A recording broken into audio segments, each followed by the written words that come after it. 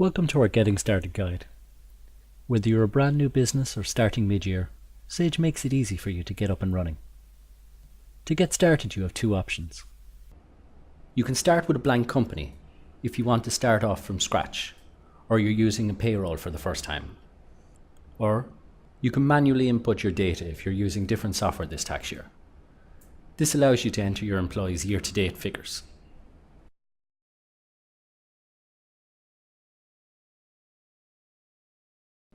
If you're setting up payroll for the first time, click New Company. The first step is to set up your employee paydays. You need to set up a payday for each pay frequency you run, such as weekly or monthly. To set up your pay calendar, click Paydays. You can now select the relevant pay calendar you want to create.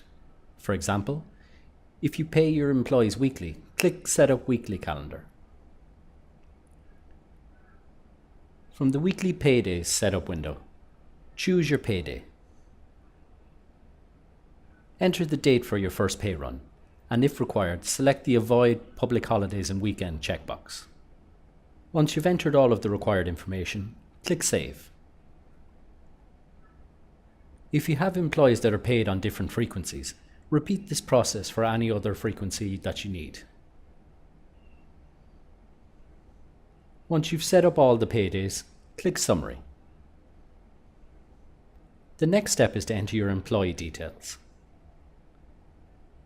From the Summary screen, click New Company. Then click Add Your Employees. To begin entering your employee details, click Create Employee. When creating an employee record, you need to complete any boxes where an asterisk appears next to the box description. Once you've completed the personal details section, you need to enter at least Street 1 and Street 2 under the contact details.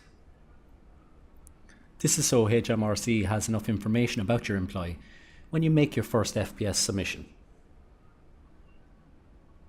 Under Employment Details, complete any boxes marked with an asterisk and the RTI Pay ID option if you have it. Under Starting Basis, there are three options available.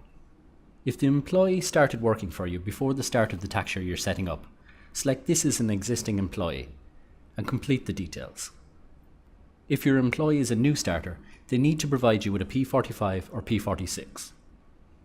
Select the form you've received and enter the required details.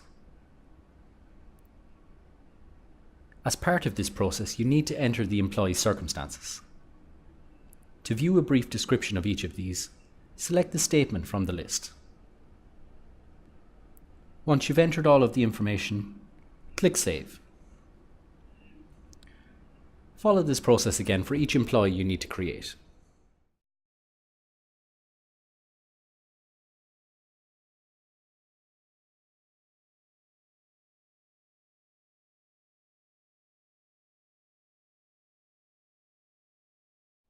If you want to migrate existing company and employee details into Sage 1 Payroll, click Enter manually.